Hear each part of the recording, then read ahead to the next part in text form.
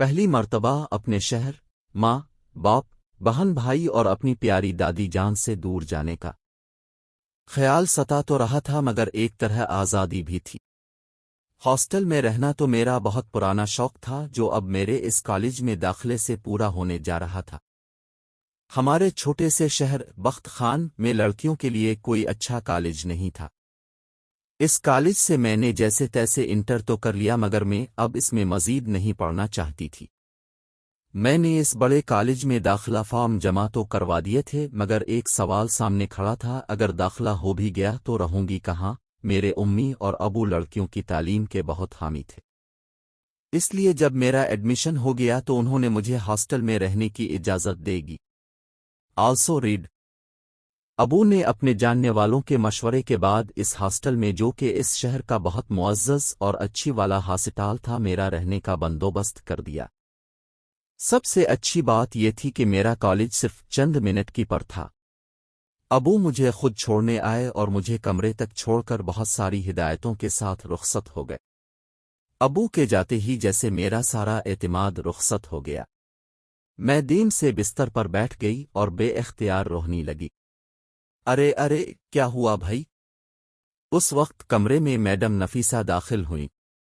Madam Nafisa اس hostel کی supervisor تھیں۔ گھبراؤ نہیں، صرف چند دن سب کو ہوم سکنس ہوتی ہے، پھر عادی ہو جاتے ہیں۔ انہوں نے مجھے پیار سے تسلی دی۔ یہ دیکھو، انہوں نے اپنے ساتھ کھڑی تقریباً میری عمر کی لڑکی سے میرا تعارف کرایا۔ یہ لل ہے تمہاری روم میٹ۔ میں نے انتہائی دلچسپی سے لل کا جائزہ لیا۔ آخر دن رات اس کے ساتھ رہنا تھا۔ لل میری ہم عمر ایک عام دبلی پتلی لڑکی نظر آئی۔ میرے سخت جوش کے جواب میں تو وہ مسکرائی تک نہیں، صرف اپنا برف جیسا سرد ہاتھ میرے ہاتھ سے بادل ناخواستہ ٹکرا کر چھوڑ دیا۔ لل بھی آج ہی اس ہاسٹل میں آئی ہے، میڈم نفیسہ نے مجھے بتایا۔ تم دونوں جلدی سے دوستی کر لو تاکہ کبھی بور نہ ہو، نہ ہی گھر والے زیادہ یاد آئیں۔ لل نے میڈم نفیسہ کے مشورے پر زیادہ عمل نہیں کیا۔ وہ اپنا سامان اپنی الماری میں سیٹ کرنے لگی۔ اس کی دیکھا دیکھی میں بھی اپنے کپڑے بیگ سے نکال کر الماری میں لگانے لگی۔ دوسرے روز ہمارا کالج شروع ہو گیا۔ لل بھی میرے کالج میں بھی، مگر اس کے الگ تھے، اس لیے ہماری کلاسیں الگ ہوتی تھیں۔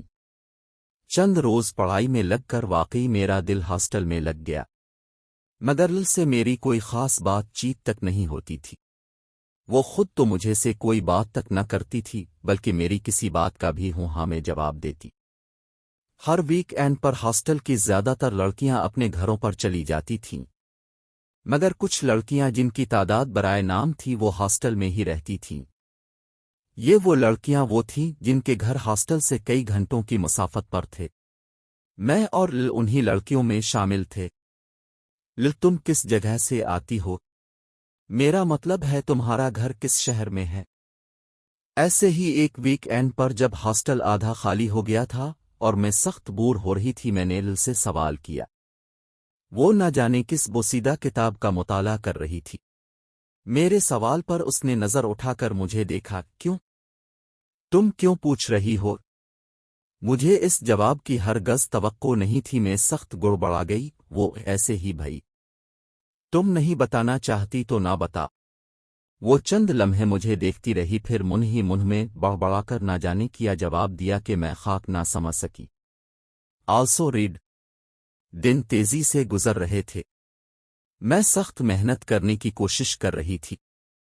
جی ہاں کوشش، کیونکہ انٹر میں اچھے مارکس لے آنا تو آسان تھا، مگر اب پڑھائی بہت مشکل ہوتی جا رہی تھی۔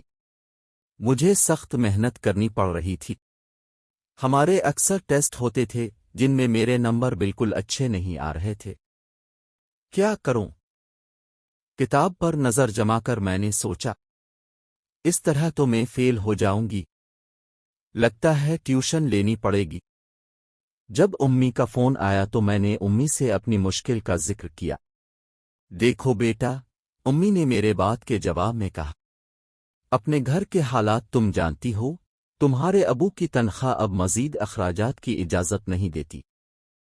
تمہارے کالج کی فیس، تمہارے ہاسٹل کا کرایہ، تمہارے میس کا بل، یہ سب مل کر اچھا خاصا فگر بن جاتے ہیں۔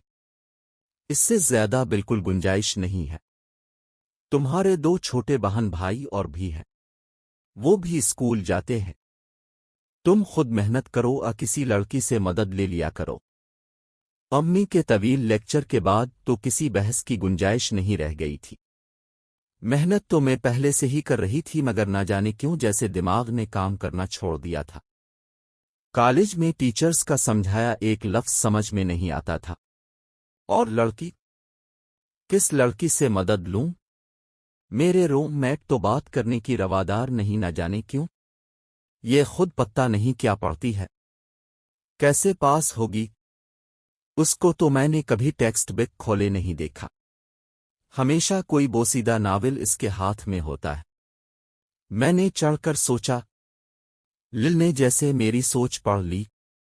اس نے آنکھیں ناول سے ہٹا کر میرے طرف دیکھا۔ کیا ہوا؟ کیا سوچ رہی ہو؟ اس نے پوچھا۔ وہ کچھ نہیں، میں نے جیسے گھبرا کر کہا۔ امتحانوں کی تاریخ آنے والی ہے اور کوئی خاص تیاری نہیں۔ تمہاری تیار ہے؟ میں نے اس سے کہا، جس پر جواب میں اس نے ہاتھ میں پکڑا ناول اپنے چہرے کے آگے کر لیا۔ انہیں سخت تپ کر میں نے سوچا، بدتمیز، بدلحاظ، شاید اس ناپسندیدہ روم میٹ کی وجہ سے میرا دل پڑھائی میں نہیں لگتا۔ میں نے خود اپنا تجزیہ کیا۔ دوسرے دن میں میڈم نفیسہ کے سامنے کھڑی تھی۔ میڈم پلیز، اب میری روم میٹ تبدیل کر دیں، تو میرا روم کرد، مجھے کسی اور لڑکے کے ساتھ شفٹ کر دیں۔ مگر کیوں؟ میڈم نفیسہ حیران رہ گئیں۔ اتنے ہفتے ہو گئے تم کو اس کے ساتھ روم کرتی، تو اب اچانک؟ بس میڈم، اب میں اس کے ساتھ مزید نہیں رہنا چاہتی، اس کا رویہ ٹھیک نہیں، وہ سخت مغرور ہے۔ میں نے اصرار کیا۔ مغرور ہے؟ مجھے تو ایسا کچھ محسوس نہیں ہوا۔ میڈم حیران ہوئی۔ اس نے تمہارے ساتھ بدتمیزی کی ہے؟ Also read? یہ بات نہیں میڈم، تمیز بدتمیزی کیا۔ وہ تو بات تک کرنا پشند نہیں کرتی، حد یہ کہ وہ تو کسی بات کا جواب بھی نہیں دیتی ہے۔ وہ میڈم نے گہرا سانس لیا۔ تو یہ بات ہے، دیکھو ثانیہ، تم یہاں پڑھنے آئی ہو، گپے لگانے نہیں یا دوستیاں بڑھانے نہیں۔ اگر تمہاری روم میٹ خاموش مزاج ہے تو یہ بہت اچھی بات ہے، تم اپنا دل پڑھائی میں لگاؤ۔ جہاں تک دل کی بات ہے، اس کا تعلق بہت افمل سے ہے۔ ان کے گھروں میں لڑکیوں کو گھر سے باہر تک نکلنے کی اجازت نہیں ہے۔ اس کے والد کی سختی سے ہدایت ہے کہ دل کو کبھی کالج کے علاوہ باہر نہ نکلنے دیا جائے۔ یقیناً وہ لڑکیوں کی آپس کی دوستی کے بھی خلاف ہوں گے، اسی لیے وہ ضرورت سے زیادہ بات نہیں کرتی ہے۔ مگر میڈم پلیز، اب مجھے کسی روم میں شفٹ کر دیں۔ میں بضد رہی۔ اوکے ثانیہ، ابھی تو تمام رومز میں لڑکیاں ہیں، پھر بھی اگر کوئی جگہ خالی ہوئی تو میں تمہیں شفٹ کرنے کی کوشش کروں گی۔ وہ مجھے ٹال کر چلی گئیں۔ میں ٹھنڈی سانس بھر کر رہ گئی۔ اگلے کئی دن اسی طرح گزر گئے۔ کالج میں پرے مشکل تر ثابت ہو رہی تھی۔ دل کا سرد رواؤ اس طرح برقرار تھا۔ کیا کروں دادی اماؤ؟ اس دن فون پر دادی سے بات کرتے ہوئے میں جیسے رو پڑی۔ لگتا ہے نہیں میں وہ ثانیہ ہوں، ایک دفعہ کا پڑا ہوا مجھے یاد ہو جاتا تھا۔ اب ساری رات گزر جاتی ہے رٹے لگاتے، مگر صبح ذہن خالی سلیٹ بنا ہوتا ہے۔ میں دادی سے اپنی مشکل بیان کی تو فکر نہ کر ثانی، دادی نے مجھے تسلی دی۔ جب کوئی راستہ نظر نہیں آتا تو اللہ سے مدد مانگتے ہیں۔ نماز پڑھتی ہوں دادی اماں، میں ٹھنکی۔ اچھی بات ہے بیٹا، نماز پڑھا کرو، مگر ساتھ ساتھ ذہن کو کھولنے کے لیے اللہ کا کلام بھی پڑھا کرو، دادی اماں نے پیار سے سمجھایا۔ لمبے وظیفے نہیں پڑھ سکتی دادی اماں، میں نے کہا اتنا ٹائم نہیں ہوتا۔ لمبے وظیفے نہیں بیٹا، بس تو ایسا کر کے عشاء کی نماز کے بعد تسبیح لے اور آیت الکرسی پڑھ، اپنے اوپر دم کر، اپنی کتابوں پر دم کر، اور پھر سبق یاد کر، دیکھ کیسا اچھا یاد ہوگا کہ عمر بھر نہیں بھولے گا، دادی نے اپنے انداز میں مجھے سمجھایا۔ اس دن رات کو میں نے عشاء کی نماز ادا کی۔ نماز کے لیے تمام لڑکیاں جو پابندی سے نماز ادا کرتی تھیں ہاسٹل میں ایریا میں جمع ہوتی تھیں اور نماز پڑھتی تھیں۔ میں بھی وہیں نماز ادا کرتی تھی۔ نماز پڑھ کر میں اپنے کمرے میں آ گئی، اپنی کتابوں کا بیگ کھولا اور پڑھنے لگی، بلکہ پڑھنے کی کوشش کرنے لگی، مگر مجال ہے ایک لفظ بھی سمجھ میں آیا ہو۔ لائٹ آف کرو۔ اپنے بستر پر چہرے پر بازو رکھ کر سوتیل نے لائٹ کی طرف اشارہ کیا۔ میں نے ٹھنڈی سانس بھر کر لائٹ آف کر دی اور سائیڈ لیمپ جلا لیا۔ ہاسٹل کے مطابق رات 11 بجے لائٹ آف کر دیتے تھے۔ جن سٹوڈنٹس کو پڑھنا ہوتا وہ لیمپ جلا لیتے تھے۔ یہ ایک اور مصیبت، میں نے جل کر سوچا، خود تو کم وقت کبھی پڑھتی نظر نہیں آتی، اب لیمپ کی مدھم روشنی میں پڑھو، مگر کیسے؟ ایک لفظ یاد نہیں ہو رہا تھا۔ اچانک مجھے دادی کے الفاظ یاد آ گئے۔ میں نے اپنے پرس سے امی کی دی ہوئی مکہ شریف سے لی ہوئی تسبیح نکالی، سر پر دوپٹہ جمایا اور آیت الکرسی پڑھنے لگی۔ آیت الکرسی تو روز دن میں بھی کئی بار پڑھتی تھی، مگر نہ جانے کیوں رات کو اس پہر لیمپ کی روشنی میں آیت الکرسی پڑھنے میں ایک عجیب سرور آنے لگا۔ چند منٹوں کے بعد لگا میری زبان نہیں، میرا دل، میرا رواں رواں ورد کر رہا ہے۔ میری آنکھیں بند ہونے لگی، میرے ذہن سے جیسے بادل چھٹنے لگے۔ میں مکمل انہماک سے آیت الکرسی پڑھ رہی تھی۔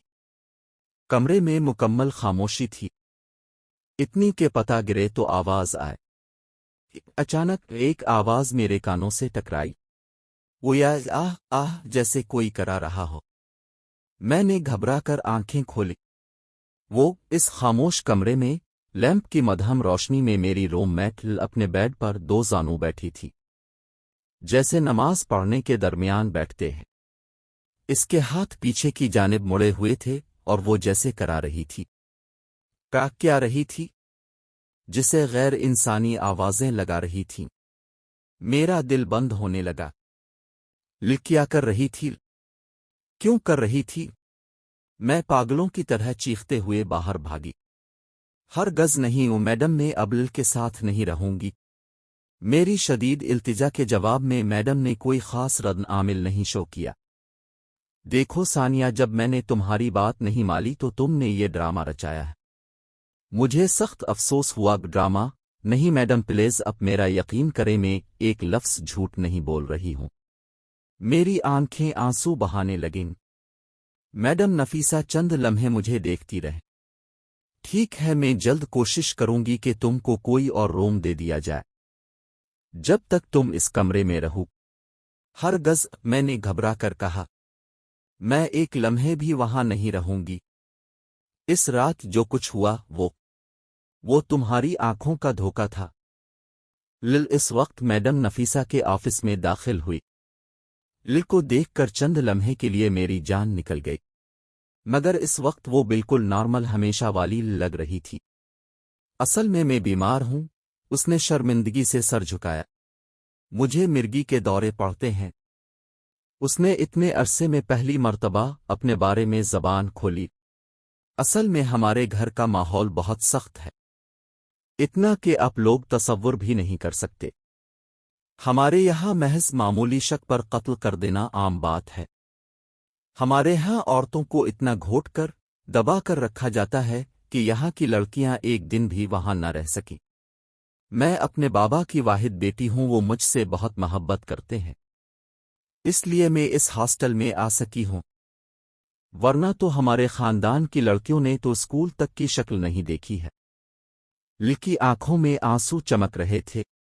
میں اور میڈم نفیسہ جیسے منہ کھولے اس کی روداد سن رہے تھے۔